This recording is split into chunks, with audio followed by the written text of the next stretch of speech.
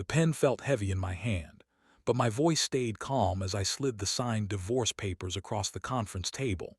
And my wife, Rachel, blinked like she could not believe what she was seeing, because just minutes ago she was yelling that I had to hand over my parents, Brooklyn Brownstone, to her deadbeat brother. And now I was ending our marriage with one quiet signature. And when my phone started buzzing 4 hours later, over and over, until it showed 37 missed calls, I realized Rachel was not panicking because she missed me. She was panicking because something I did had just shattered her whole plan. So I stared at the screen and whispered, "What did you do, Rachel? And what are you going to try next?" Rachel's nails tapped the table like tiny hammers. "Ethan," she said, forcing a sweet voice that did not match her eyes, "just be reasonable. We are married. That house is ours." I looked at the paper again, then at her. "That house was my parents'," I said. "It is still in my family. It is the only thing my mom and dad left me." Rachel leaned forward. "And my brother is family too." Her lawyer, a smooth man in a gray suit, cleared his throat. "Mr. Carter, if you agree to transfer the property, there are ways to make this simple, faster, less unpleasant." Rachel nodded hard. "Yes, simple. You sign it over to Kyle, he fixes it up, he rents it out, we all win." "Kyle," I repeated, and my stomach tightened. "Kyle does not fix things up. Kyle breaks things." Rachel's face snapped. "That is not true." I almost laughed, but nothing about this felt funny. Kyle was the kind of man who always had a new plan, and none of them involved honest work. He borrowed money and never paid it back. He got jobs and lost them fast. He smiled when he lied, like lying was a sport and he was proud to win. Rachel stared at me, daring me to say no. So I did. "No," I said, plain and clear. Her sweet voice dropped. "Then you leave me no choice." She shoved a folder toward me. "Divorce, I am done begging." I opened it. The papers were already filled out, already typed, already waiting for my name at the bottom, like they expected me to give up. Rachel's jaw lifted. "Sign. If you do not sign, I will make your life miserable. I will tell everyone what I know. I will take what I can." "What you know?" I asked, keeping my voice steady. "What do you think you know?" Rachel's eyes flicked to her lawyer, then back to me. "Enough." There was something in her tone that made my skin go cold. It was not just anger. It was confidence, like she had been building this moment for a long time. I looked at the line for my signature. And I signed. Rachel froze. Her lawyer even paused, like he expected a fight. Rachel's voice came out small. "Wait, you are really doing it." I capped the pen, slid the folder back, and stood up. "Yes," I said. "If this is what you want, you can have it." Rachel's mouth opened, then closed again. For the first time in weeks, the room went quiet. I walked out without another word, because if I stayed one more second, I might say something I could not take back. And I was not here to scream. I was here to think. Outside, Brooklyn was busy, loud, alive. Cars rolled past. People hurried by with coffee cups and shopping bags. No one knew my whole world had just cracked in half. I sat in my car for a moment with my hands on the steering wheel, breathing slow. Then I drove straight to the Brownstone. My parents bought it when I was a kid.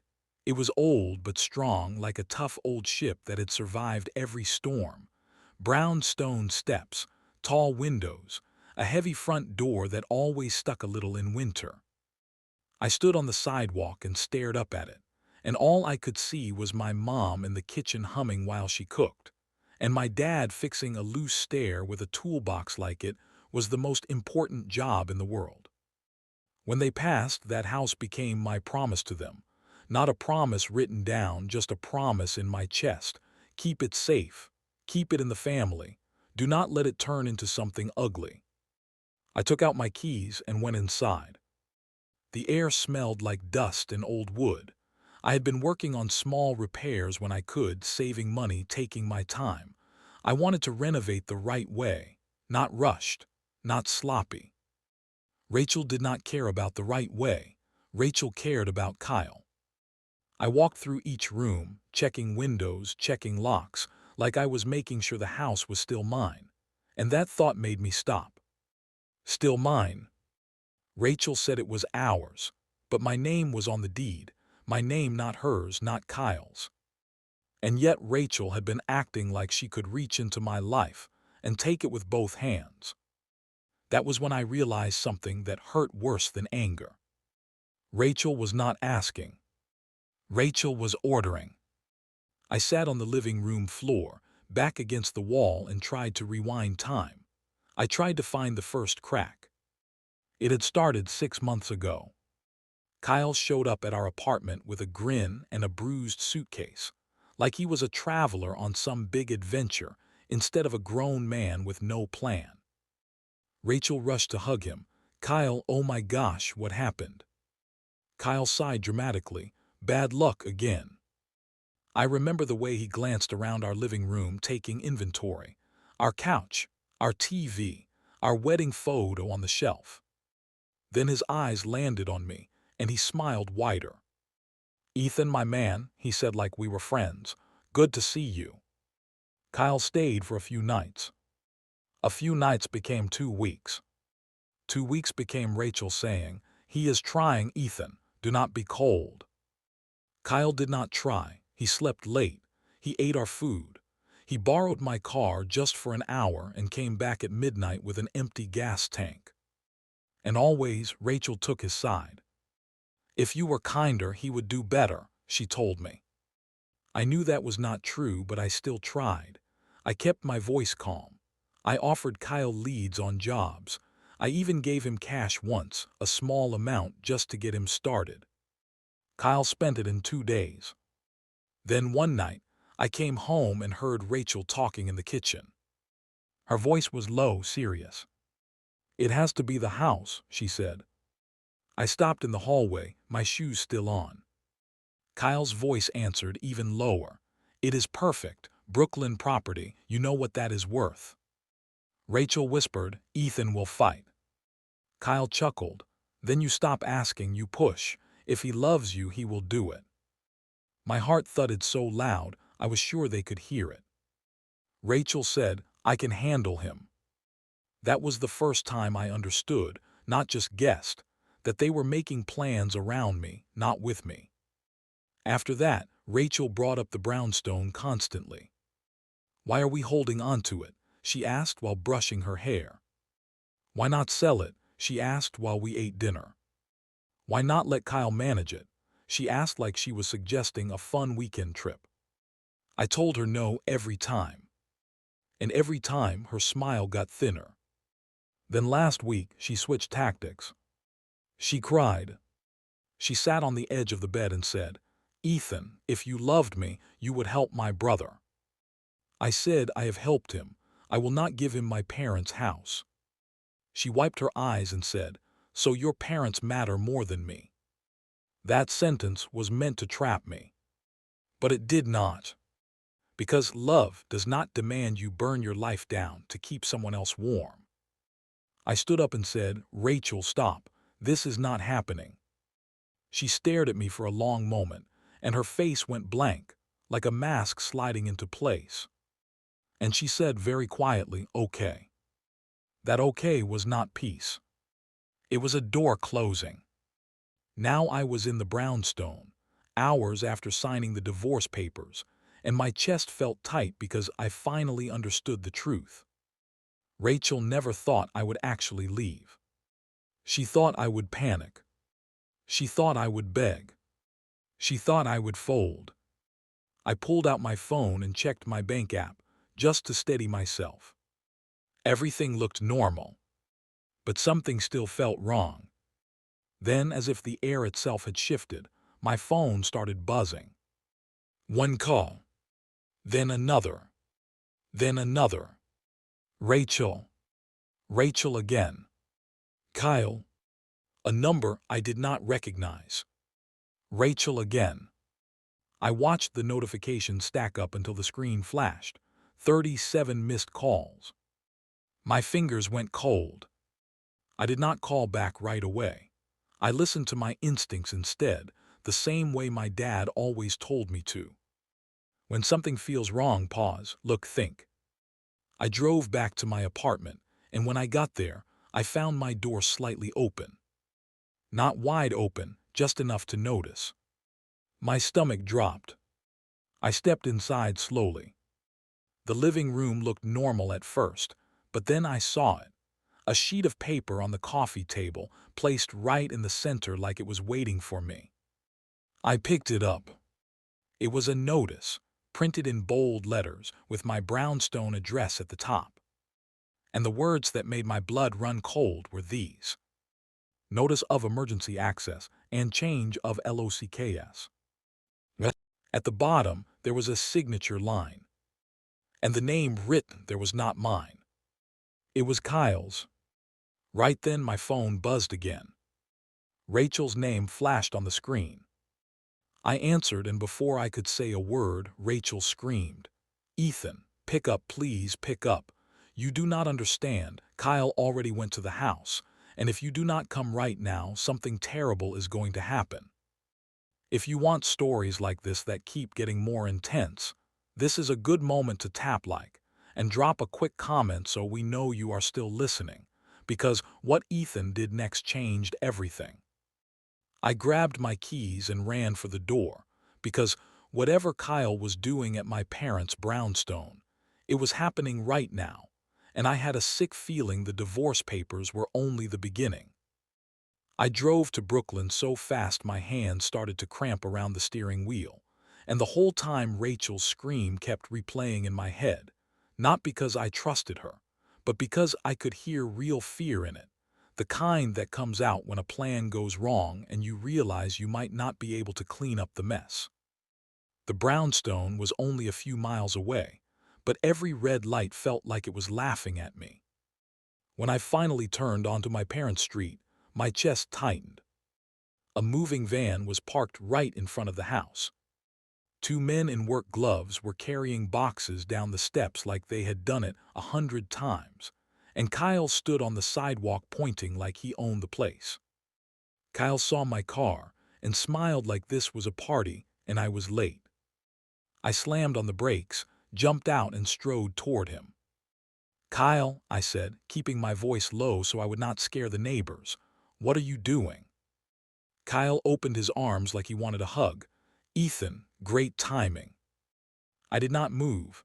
"Those boxes, the locks, the notice, explain it." Kyle's smile stayed, but his eyes sharpened.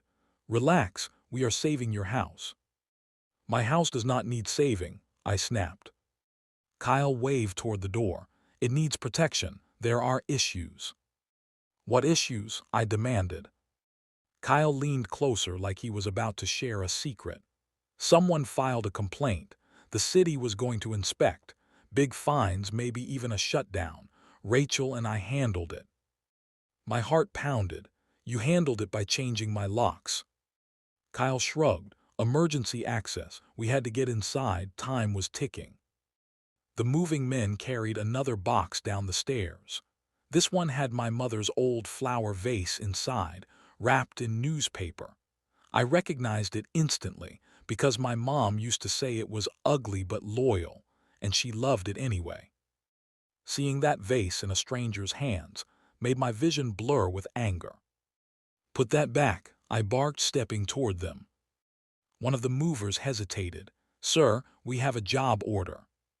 "From who?" I asked, already knowing the answer. Kyle lifted a folder and tapped it. "From the new manager." I stared at him. "You are not the manager." Kyle chuckled. "You signed divorce papers today, right? Rachel told me. That changes things." My stomach dropped. "No, it does not. The house is not hers." Kyle's grin widened. "You would be surprised what paperwork can do when someone knows the right people." I grabbed the folder from his hand. Kyle did not fight me. He looked almost excited. Inside were printed forms, a work order for lock replacement, and something that made my hands go numb. A lease agreement. Not for a tenant. For Kyle. Kyle's name was typed right there, bold and confident, like he belonged in my parents' home. I flipped to the signature page. There was a signature that looked like mine, but it was not mine. It was close enough to fool someone who did not know me well. It was a fake. My throat went dry. "Kyle, did you forge my signature?" Kyle's face barely changed. "That is a strong word." "That is a crime," I said, voice shaking now. Kyle shrugged again. "Call it what you want, I call it survival." I looked up at him, and my anger turned sharper, more focused. This was not just a family fight. This was theft. I pulled out my phone and dialed Rachel. She picked up on the first ring, breathless. "Ethan, where are you?" "I am at the Brownstone," I said. "Kyle is moving things out. He changed the locks. He has a fake lease with a fake signature. What did you do?" Rachel's voice wobbled. "I did not know he would do this, I swear." "Kyle is right in front of me," I said. "Tell me the truth." There was a long pause. Then Rachel whispered, "Kyle owes people, Ethan." I froze. "What people?" Rachel swallowed loudly. "Bad people, people who do not wait. He said if he did not come up with money fast, they would hurt him." I stared at Kyle, and for the first time his confident look made sense. It was not just greed. It was pressure, desperate pressure. Rachel kept talking, words spilling out fast. "He told me he could rent the Brownstone rooms right away, even just short term. He said the neighborhood is perfect. He said it would bring quick cash. He promised he would pay it back. He promised, Ethan." "Rachel," I said slowly, "you helped him because you were scared for him." "Yes," she cried, "and because I thought you would never let him drown.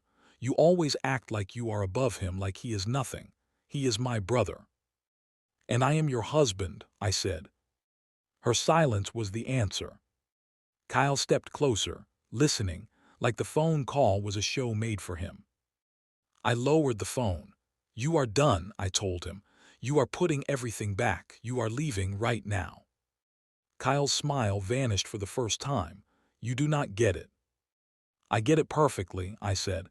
"You forged my signature." Kyle leaned in, voice low and tight. "I did what I had to do." "You always say that," I shot back.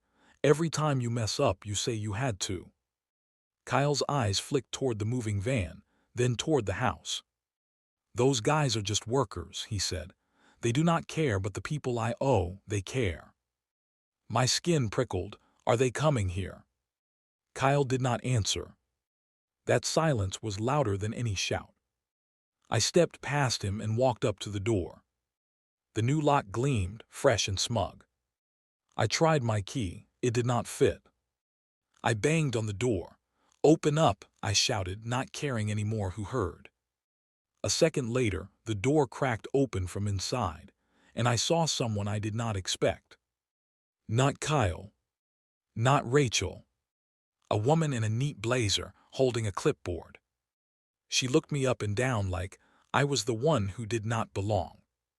"Can I help you?" she asked. "This is my house," I said, forcing my voice to stay steady. "Who are you?" She raised one eyebrow. "I am Ms. Daniels, Property Compliance Officer.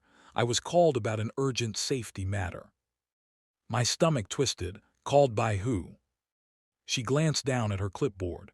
"Kyle Jennings, listed as the authorized occupant." I felt my blood rush in my ears. "He is not authorized."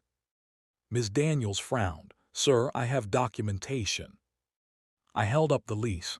"This is fake. That signature is forged." Ms. Daniels looked at the page, then back at me. "If this is a forgery, you need to contact the police. Until then, I have to proceed based on what I was given." Proceed. That word sounded like a bulldozer. "Proceed with what?" I asked.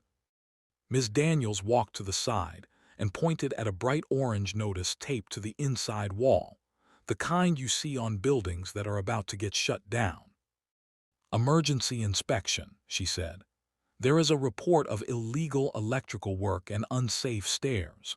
If the report is accurate, the property could be flagged as unfit until repairs are made." My throat tightened. Who reported that? Ms. Daniels hesitated. Then she said, "Anonymous report." Kyle's voice came from behind me, almost calm now. "It is not personal, Ethan. It is just business." I turned slowly. Kyle was no longer smiling like a clown. He was smiling like a man who thought he had finally found a lever strong enough to move me. "You reported your own sister's husband's house?" I asked, stunned.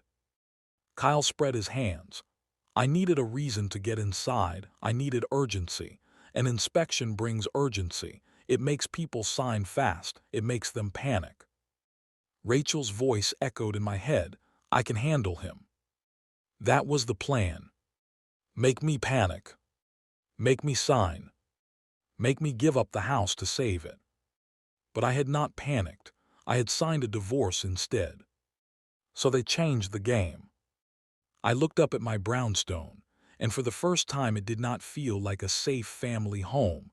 It felt like a target. I pulled out my phone and called 911. Kyle's eyes narrowed. "You do that and you make this worse." "I do not care," I said. "You do not steal my parents' home." I spoke clearly to the dispatcher, gave the address, said forgery, said trespass, said locks changed, said property theft. When I hung up, Kyle took a slow step closer. "You think police will solve your problem?" he asked softly. "They will show up, sure. They will take notes, but the people I owe, they do not take notes." I stared at him. "Who are they, Kyle?" Kyle's jaw tightened. "You do not want to meet them." Right then, a black SUV rolled onto the street and stopped behind the moving van. The windows were tinted so dark I could not see inside. The engine stayed running. A door opened, and a man stepped out, wearing a long coat even though the day was not that cold. He looked at Kyle first. Kyle's whole posture changed, like a dog seeing the bigger dog. Then the man's eyes slid to me, and he smiled, small and sharp, like he already knew my name. "If you are still with me, this is a good moment to hit like and leave a quick comment, because what happened next is the moment Ethan realized this was not just divorce drama, it was danger at his front door." The man started walking toward the brownstone, slow and sure. Kyle whispered almost to himself, "No, no, no, not today." I felt my heartbeat slam against my ribs as the man stopped right beside us, looked straight at me and said, "Mr. Carter, right. We need to talk about this house." The man in the long coat stood close enough that I could smell his cologne, sharp and expensive, and the way he said my name made my skin crawl, like he had been studying me from a distance for a long time. "Mr. Carter," he repeated, calm as a teacher, "we need to talk about this house." Kyle swallowed so hard I could see his throat move. Rachel was not there, but I could almost hear her voice in my head, begging, crying, promising. And I could hear my dad's voice too, steady and simple, telling me, "When people want what is yours, they will try to scare you into handing it over." The man held out his hand, like we were about to make a deal at a barbecue. "I'm Vince," he said, "Vince Marino." I did not shake his hand. "You have the wrong person," I said. "Whatever Kyle owes you, it is not my problem." Vince's smile did not move. "It becomes your problem when Kyle uses your address like it is his own." He turned slightly and looked at the brownstone like he was checking a menu. "Nice place," he said. "Good block, good bones, and the best part, it already has a story. People pay more for a story." Kyle's voice cracked. "Vince, listen, I'm working on it. I'm working on the money." Vince did not look at Kyle. He kept looking at the house. "I did not come for excuses," Vince said softly. "I came for a solution." Then he finally looked at me again. "You can help make this simple." I forced myself to breathe slow. "I'm calling the police," I said, lifting my phone a little so he could see it. "They're already on the way." Vince nodded like that was fine. "Call whoever you want, but understand something, Mr. Carter. The police show up, they write things down, then they leave. I stay." Kyle made a small sound, like a whimper he tried to swallow. I stepped closer to Kyle, not to protect him, but to block him from slipping behind me like a shield. "Tell me the truth," I said to Kyle, loud enough for Vince to hear. "What did you do?" Kyle's eyes darted between us. "I did not mean for this to happen like this." "That is not an answer," I said. Kyle's shoulders slumped. "I borrowed money," he whispered. I kept my voice steady. "How much?" Kyle hesitated, then said, "A lot." Vince chuckled. "He means more than he can pay." Kyle snapped, "I was going to flip a car, okay? Then that deal fell apart. Then I tried sports cards, then that fell apart. Then I tried other stuff." "What other stuff?" I asked. Kyle's face went pale. "It does not matter."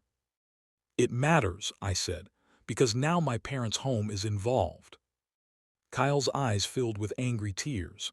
"I messed up. Are you happy I messed up?" Vince tilted his head. "Kyle, do not act like a child. This is simple. Debt gets paid." He pointed to the brownstone like he was pointing to a piggy bank. "That house is the payment." "It is not," I said firmly. "Kyle does not own it." Vince nodded slowly, like he understood that detail, and it did not bother him at all. "That is why Kyle was clever," he said. "He did not need to own it, he just needed access. Then he makes it look messy, confusing, paperwork flying everywhere, people arguing in the street, neighbors calling, city inspectors showing up." He lifted his hands like he was painting a picture in the air. "Chaos is useful." My stomach turned. "You planned the inspection." Kyle blurted, "No, I did that. I just needed time. I thought if the city came, Ethan would rush and sign something, anything to make it go away." Vince's eyes narrowed at Kyle. "You did not tell me you were going to involve the city." Kyle stammered, "I thought it would help." Vince's voice stayed calm, but it turned colder. "Kyle, you are always doing things you think will help. That is why you are always in trouble." Kyle shrank like a scolded kid. I looked at Vince. "So what do you want from me?" Vince's smile returned, small and thin. "You are a smart man, you already know. Kyle has no money. Rachel has no money, but you have a house." "I am not giving you my house," I said. Vince raised one finger. "Not giving, leasing."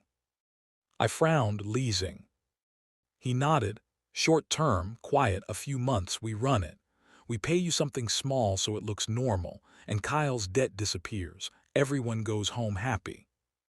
I stared at him. "Run it for what?" Vince's eyes flicked to the movers and the van, then back to me. "For business." I did not like how he said that word. I kept my tone simple, like I was talking to someone who wanted to twist every sentence. "My parents' home is not for your business." Vince sighed, like I was being difficult about a math problem. Then he leaned closer, voice low. "Mr. Carter, you seem like a good man. Good men get hurt when they stand in front of trains." Kyle whispered, "Ethan, please, just do it. Just sign something, I'm begging you." I whipped around. "You forged my name." Kyle flinched. I was desperate. "You dragged your sister into this," I said. "You let her threaten me. You let her push me into signing divorce papers." Kyle shook his head fast. "Rachel wanted to help me. She loves me. She thought you would understand." I laughed once, sharp and bitter. "No, she thought I would obey." That was when Ms. Daniels, the compliance officer, stepped out again, holding her clipboard tight to her chest like a shield. "Sir," she said to me, nervous now, "the inspection will proceed unless ownership is clarified. I have to report what I see." I nodded. "I understand, and I will clarify it right now." I stepped away from them and moved to the side of the brownstone, where I could think for 1 second without hearing Kyle's breathing and Vince's calm threats. My phone buzzed again. "Rachel." I did not want to answer, but I needed information. I picked up. Rachel's voice was messy, like she had been crying hard. "Ethan, where are you? Please tell me you did not call the police." "I did," I said, because Kyle forged my signature and changed my locks. Rachel gasped. He did not mean. Stop, I said, firm but not loud. Rachel, listen carefully. Who is Vince Marino? There was a pause so long it felt like falling. Then Rachel whispered, oh no. My heart sank. You know him. Rachel's voice shook. Kyle mentioned him once. He said Vince was connected, like people listened to him. Connected to what? I asked. Rachel made a small sob sound. Kyle would not say. He just said Vince helps people get money fast, but the payback is horrible. I closed my eyes. So Rachel knew this was dangerous, and she still pushed me. Rachel, I said slow and clear, why did you betray me? Rachel cried harder. I did not think it was betrayal. I thought it was saving my brother. I thought you would forgive me later. And if I said no, I asked. Rachel's voice dropped to a whisper. Kyle said you would say no, so we had to make you scared. There it was. Not love. A plan. A trap. I opened my eyes and looked back at the sidewalk. Kyle stood close to Vince, like a boy who wanted an adult to solve his mess. Vince stood relaxed, like he had all day. I lowered my voice. Rachel, did you help him forge my signature? Rachel stopped crying for a second. No, I did not, I swear. Did you know he would change locks and move things? I asked. Rachel hesitated. He said he might have to. So you knew, I said, pain rising in my chest. You knew and you let it happen. Rachel begged, Ethan, please, please, just fix this. Kyle is my brother. And I was your husband, I said quietly. Rachel fell silent. That silence was my answer again. In the distance, I heard sirens. Police. Finally, 2 officers pulled up, stepped out and walked toward us. Kyle's eyes widened. Vince did not move. I approached the officers fast, holding the lease and lock notice out like proof. Officers, I said, this man changed locks to my property, forged my signature on a lease and is moving items out. My name is on the deed. I can prove it. One officer, Officer Ramirez, took the papers and scanned them. Do you have ID? Yes, I said, pulling out my wallet. And I can get a copy of the deed. It's filed. Officer Ramirez nodded and looked at Kyle. Sir, did you change the locks? Kyle opened his mouth, then glanced at Vince. Vince gave a tiny nod, like permission. Kyle said yes, but it was an emergency, safety issue. Officer Ramirez frowned. Emergency how? Kyle pointed to Ms. Daniels. Inspection. Ms. Daniels stepped forward. I was called for a safety complaint. I was given documents showing Kyle as authorized occupant. Officer Ramirez looked at me. Is he authorized? No, I said, he is not. Officer Ramirez turned to Kyle. Then you may have a problem. Kyle's face twisted. Come on, man, we're family. Officer Ramirez's voice stayed flat. Family does not mean you can forge signatures. The second officer, Officer Chen, looked at Vince. And you are? Vince smiled politely. Just a friend. Officer Chen's eyes narrowed. Friend of who? Vince gestured lightly toward Kyle. Of Kyle. Officer Chen stared at him a second longer. Sir, step back from the property line. Vince did not argue. He took one slow step back.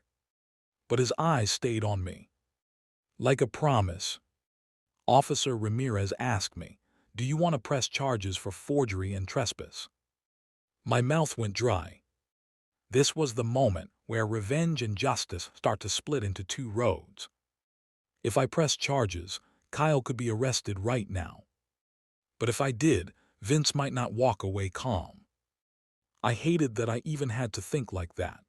I hated that Kyle dragged this into my life, and now I had to weigh safety against fairness. Officer Ramirez waited. I looked at Kyle, I looked at Vince. Then I made my choice. Yes, I said clearly, I want to press charges. Kyle's face collapsed. Ethan, no. Officer Ramirez nodded. All right, we'll need statements. Vince's smile faded. He stepped forward again and Officer Chen lifted a hand. Sir, stay back. Vince raised both hands peaceful. I'm staying back. But he kept talking, eyes on me. Mr. Carter, you just made a very loud move. I'm done being quiet, I said. Vince nodded slowly, like he respected that. Then he leaned toward Kyle and said something so low I could not hear it. Kyle's face turned pale. Kyle suddenly spun and shouted, Wait, Ethan, you do not understand what you just did. Officer Ramirez grabbed Kyle's arm. Sir, calm down. Kyle struggled a little, not enough to hurt anyone but enough to show panic. He yelled, Vince, please, tell him what happens. Vince looked at me, and his calm voice floated over the street like cold fog. 4 hours, he said. That's how long it took your phone to show 37 missed calls. In 4 more hours, Mr. Carter, you might wish you never answered any of them. My heart slammed. What does that mean? I snapped.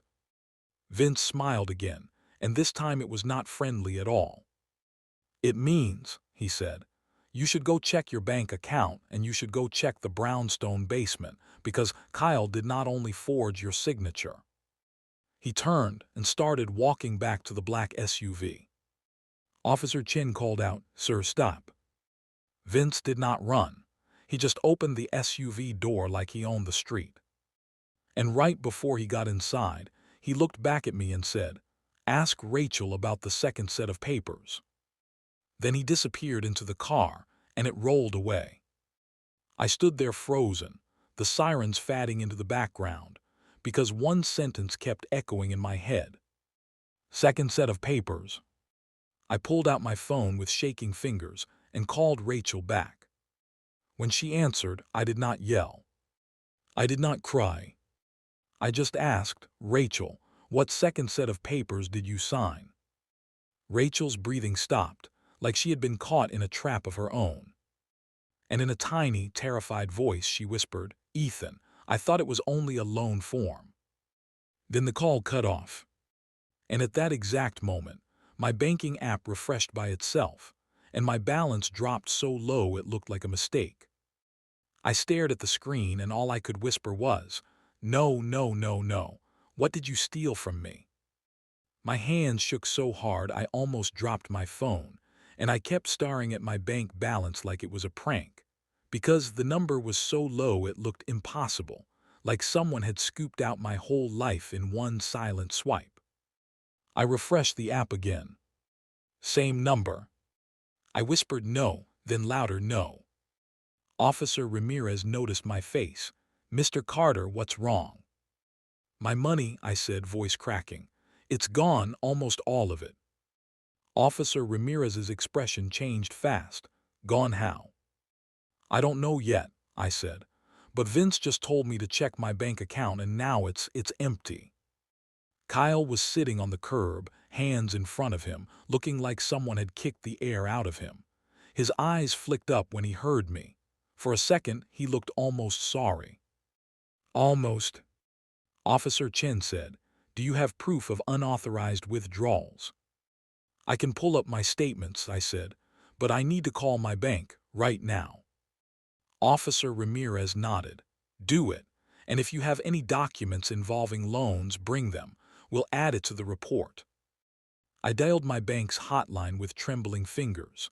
While the call rang, I turned slightly away from Kyle, away from the Brownstone, trying to keep my voice steady. A representative answered. Thank you for calling. Can you verify your name and last 4 digits? I did it fast, barely breathing. Then I said, My account has been drained. I need to know what happened. The representative clicked through something. The pause felt like a cliff. Then she said, Sir, there were multiple transfers today. Transfers to where? I asked. I'm seeing outgoing wires to a business account under the name JH Capital Solutions. My blood turned cold. I did not authorize that. The representative asked, Were you recently approved for a home equity line or a secured loan? I blinked. What, no? She said, because the notes here indicate the transfers were part of a disbursement schedule linked to your property. My head spun. Linked to my property, the Brownstone. Yes, she said. There is a secured instrument listed on file. I felt like the sidewalk tilted. How can there be a loan on my property? The representative hesitated. Sir, for that, you would need to speak with our fraud and lending department, but I can tell you this is showing as authorized documentation submitted earlier today. Earlier today. Rachel. Kyle. Second set of papers. I ended the call with a promise that the bank would escalate it, but the words sounded far away, like radio static. I turned back toward Kyle, my voice quiet but sharp enough to cut glass. Kyle, I said, what did you do? Kyle's lips trembled. I didn't drain your account.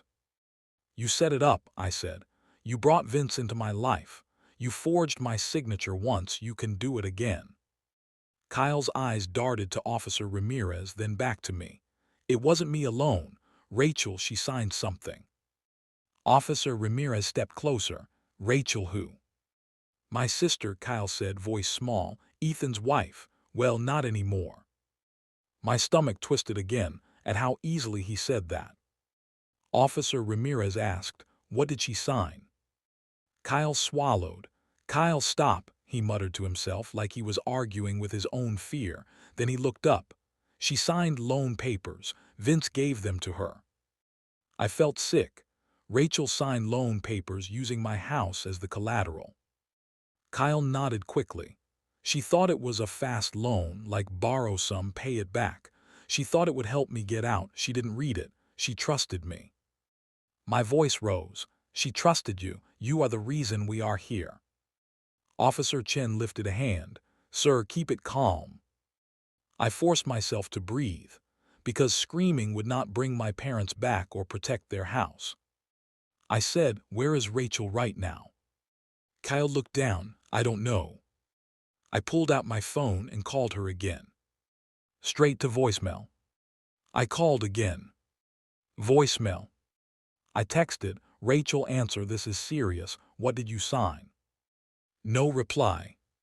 My chest tightened. A scary thought slid in. What if Rachel was not just panicking? What if she was running? Officer Ramirez said, Mr. Carter, we can request a welfare check if you know her location. I shook my head. Our apartment, but the door was open when I got there, and there was that lock notice. Officer Ramirez nodded. We'll document it, but you need to protect the property immediately. He gestured toward the Brownstone. Do you have a copy of your deed digitally? Yes, I said, in my email. Pull it up, he said. We'll confirm ownership and have the locksmith reverse the lock change. As I searched my email, I kept thinking about Vince's warning. Check the Brownstone basement. Basement. I looked up at the house again, and my stomach did a slow drop. My parents kept the basement simple. Old shelves, boxes of holiday decorations, my dad's tools, a little storage room with a wooden door. What could Vince mean? I showed Officer Ramirez the deed confirmation email, and he nodded. Good, this helps. Then I said, Officer, I need to check the basement. Officer Chen frowned. Why? Because the man who came here, Vince, said to check it, I said, and everything he said so far has been true. Officer Ramirez exchanged a look with Officer Chen. We'll go with you, he said. Ms. Daniels, the compliance officer, hovered near the door, looking nervous and confused. Am I still required to continue the inspection? She asked. Officer Ramirez said, not until ownership and access are resolved. You can hold. We approached the door. Officer Ramirez had a locksmith on the way, but I could not wait. I walked around to the basement entrance on the side of the building. There was a small door down a short set of steps. It was locked too, with a new padlock. My heart thudded. They did this fast. Officer Chen said, "That's not normal for a family dispute." Officer Ramirez nodded, "It's not." While we waited, my phone buzzed. A message from an unknown number. It was a photo. A photo of Rachel, sitting in the backseat of a car, eyes red, face pale, looking like she had been crying for hours. Under the photo was a single line. "Quiet choices keep everyone safe." I felt my whole body go cold. Officer Ramirez saw my face again. "What is it?" I showed him the phone. Officer Ramirez's expression hardened. "All right," he said, voice low. "Now we're not just talking about paperwork." Right then, the locksmith arrived at the front, and within minutes we had legal access restored. The locksmith cut the padlock on the basement door while Officer Chen stood close, hand ready, eyes scanning. The basement door creaked open. The air was damp and dusty, and the light from the stairwell barely reached the bottom. We went down slowly. At first it looked normal, old boxes, tools, shelves. Then I saw it. A metal filing box sitting on the floor, not dusty like the rest, like it had been placed there recently. And beside it, taped to a support beam, was another orange notice. This one was not from the city. It was from a private company. A notice of intent to secure property. I reached for the metal box, hands shaking. Officer Chen said, "Sir, don't touch it yet." But I already did. Inside were documents, lots of them. Loan forms, copies of my ID, a fake version of my signature again, and a notarized page stamped and signed. My eyes landed on the signature name, and my stomach flipped. The notary's name was real, but the stamp number looked wrong, like it was printed slightly crooked. A fake notary. Officer Ramirez took the box from my hands carefully. "This is evidence." I swallowed hard. They built a whole paper world to steal my house. Officer Ramirez nodded. "Yes, and now we need to stop the next step." "What's the next step?" I asked, voice small. Officer Ramirez looked at the intent to secure property notice. He said, "They try to claim the property is abandoned or disputed, then they move fast to take control." I stared at the basement wall, feeling my parents' home slipping through my fingers like sand. Then my phone buzzed again. A new message, this time from Rachel's actual number. Just 3 words. "I'm so sorry." I texted back instantly, "Where are you, Rachel?" No reply. Officer Chen said, "We need to locate her." Officer Ramirez nodded, "We do." I looked at Kyle, who was now standing at the top of the basement stairs, guarded, trembling.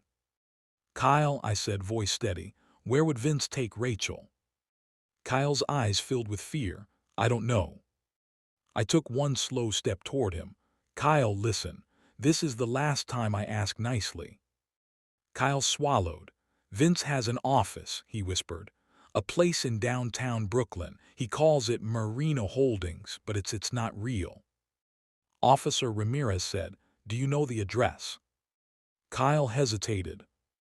Officer Chen stepped forward. "If you keep hiding information, you're making your situation worse." Kyle blurted, "I can take you."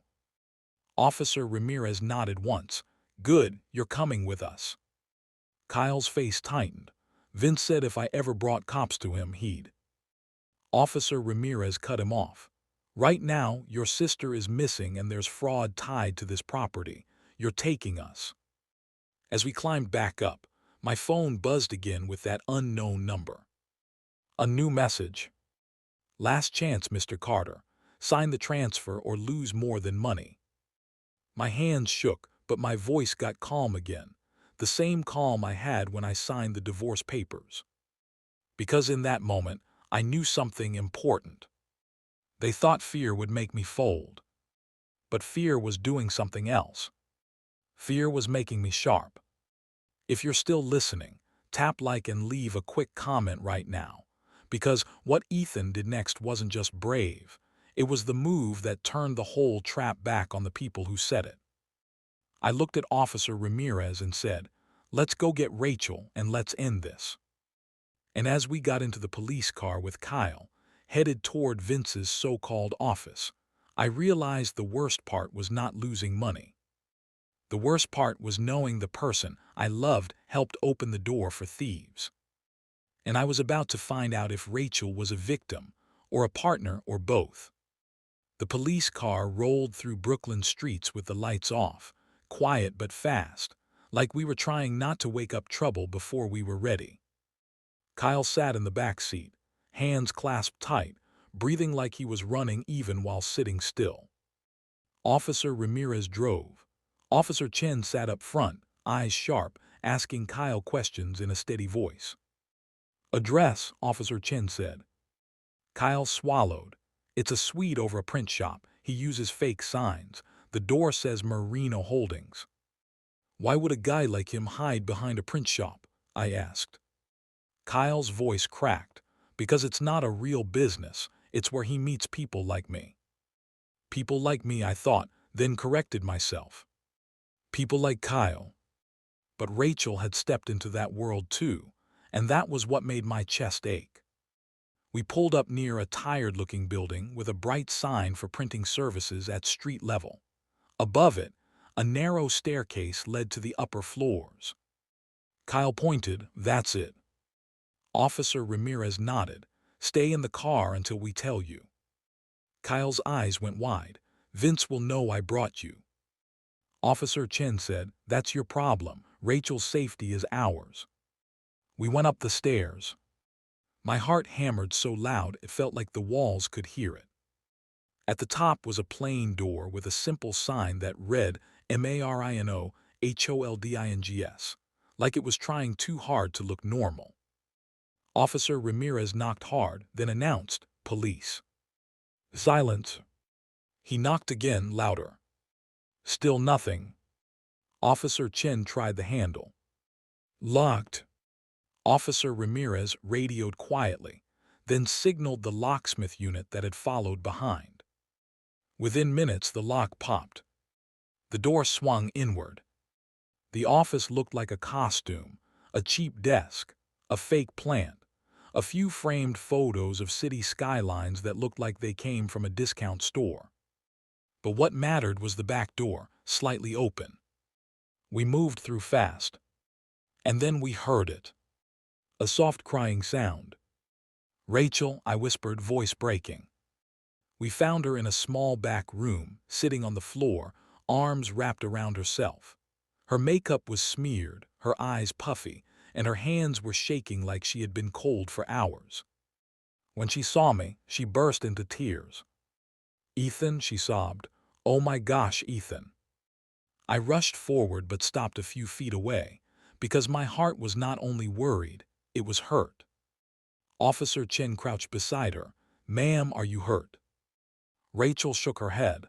"No, he didn't hit me. He just scared me." Officer Ramirez asked, "Where is Vince Marino?" Rachel sniffed hard. "He left 10 minutes ago. He said he had another meeting." Officer Ramirez swore quietly under his breath, then caught himself and kept it clean. "Okay, we'll put out a call." I looked at Rachel and forced my voice to stay simple and clear, like we were back at the beginning of our marriage and honesty still mattered. "Rachel," I said, "tell me everything. No hiding, no skipping parts." Rachel wiped her face with her sleeve like a kid. She nodded. Okay, I will." She took a shaky breath. "Kyle came to me first," she said. "He said he was in trouble. He said he borrowed money from a guy who helped him invest. He said if he didn't pay back fast, they would ruin him." I said, "Ruin him how?" Rachel looked down. "He wouldn't explain. He just kept saying, 'I'm scared, Rachel.'" She swallowed. "Then he told me about your parents' Brownstone. He said if he could control it, he could rent rooms fast. He said it would be quick cash and then he'd give it back." My jaw tightened. "And you believed him?" Rachel cried harder. I wanted to, he's my brother. I nodded once, keep going. Rachel continued. Kyle said you would never agree. He said you care about that house more than anything. I do, I said. Rachel flinched. So Kyle told me we had to make you scared so you would choose the easy way. He said if we created a problem with the city, you would sign whatever to fix it. I asked, did you help him forge my signature? Rachel shook her head hard. No, I didn't forge anything. Kyle did that. He told me the lease was legal. He told me he had a way.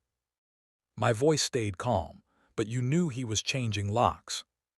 Rachel whispered, yes, I knew he might. I felt the sting of it, sharp and clean. Rachel took another breath. Then Vince got involved. Kyle introduced me to Vince. Vince was calm. He smiled the whole time. He made everything sound normal. Officer Ramirez said, did Vince threaten you?